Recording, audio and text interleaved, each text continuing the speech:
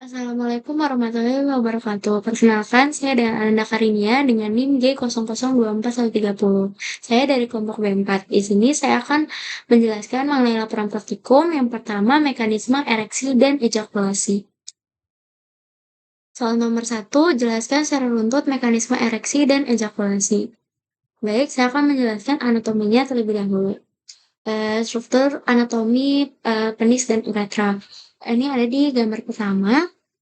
Jadi gambar pertama ini dia menunjukkan penampang sagittal penis dan uretra.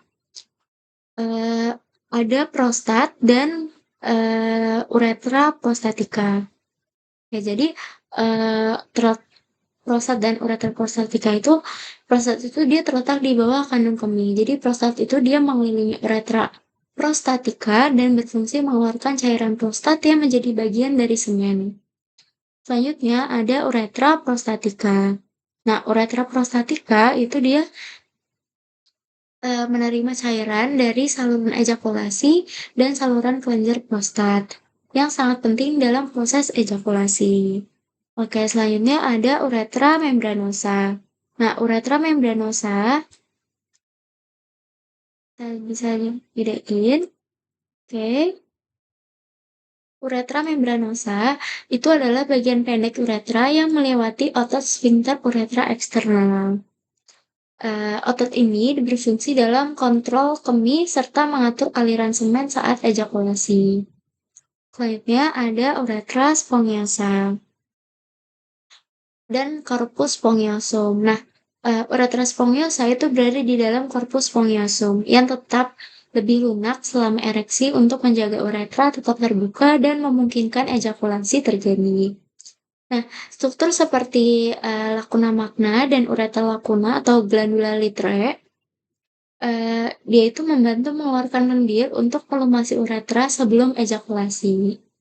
Selanjutnya ada kelenjar bulbouretral atau Cowper's gland yang ada di sebelah sini. Nah, eh, dia itu terletak di bawah prostat dan terhubung ke uretra melalui saluran kelenjar bulbouretral. Dia juga menghasilkan cairan praejakulasi yang berfungsi melumasi uretra dan menetralkan keasaman dari sisa urin sebelum ejakulasi terjadi.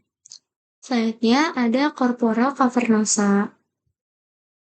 Nah, corpora cavernosa dan corpus spongiosum. Ini corpus spongiosum yang di sebelah sini. Nah, corpora cavernosa itu adalah jaringan erektil utama yang membesar saat darah mengisi ruangan-ruangan vaskularnya selama ereksi. Kalau corpus spongiosum itu dia yang mengelilingi uretra, dia itu mencegah uretra terjepit dalam ereksi. Yang ini corpus spongiosum. Oke, selanjutnya saya akan menjelaskan mengenai mekanisme ereksi.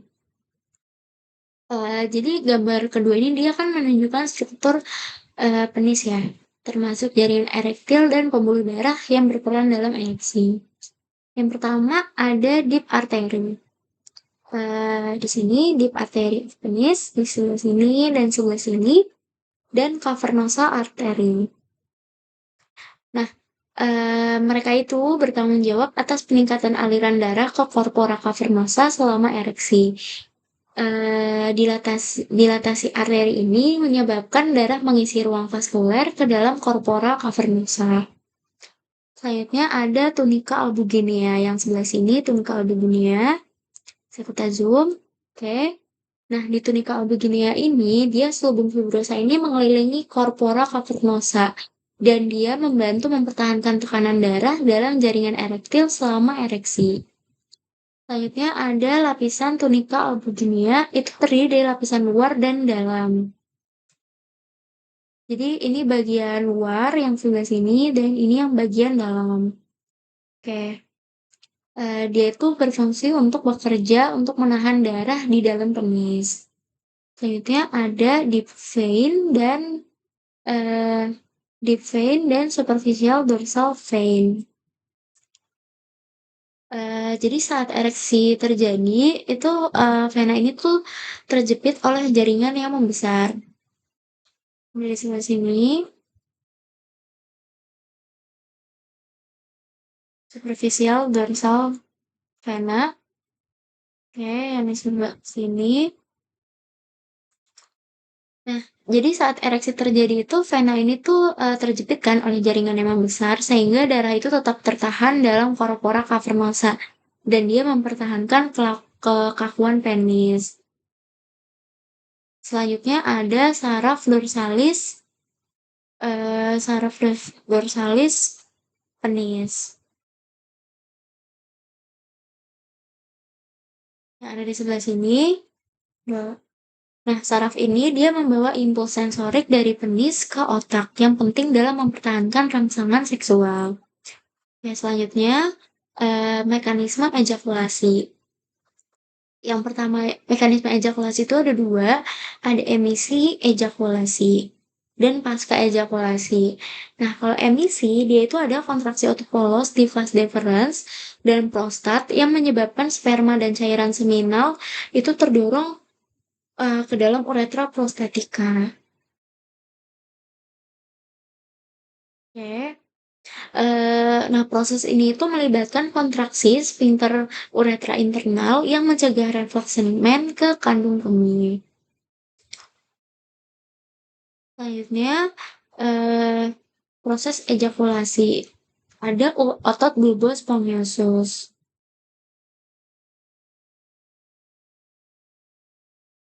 Nah, otot bulbus spongiosum dan ischiocavernosus itu dia berkontraksi secara ritmis. Dia itu membantu mendorong semen keluar melalui uretra. Nah, kontraksi otot-otot ini dia itu berulang kali menciptakan dorongan ejakulasi. Terus selanjutnya ada datumessensi atau pasca ejakulasi. Nah, jadi setelah ejakulasi ini, aktivitas sistem saraf simpatisnya itu dia menyebabkan penyempitan arteri, yaitu mengurangi aliran darah ke penis. Nah, vena yang sebelumnya terjepit itu kembali terbuka, dan itu memungkinkan darah keluar dari corpora cavernosa sehingga penis kembali ke keadaan flasid. Oke, jadi kesimpulannya dari kedua gambar ini, kita bisa melihat bagaimana struktur anatomi penis itu bekerja dalam proses ereksi dan ejakulasi. Di gambar pertama kita bisa tahu, mengenai jalur uretra, terus kelenjar dan otot yang terlibat dalam ejakulasi. Terus kalau gambar kedua itu dia menjelaskan bagaimana aliran darah dan jaringan erektil berperan dalam ereksi. Segitu aja penjelasan dari saya, terima kasih.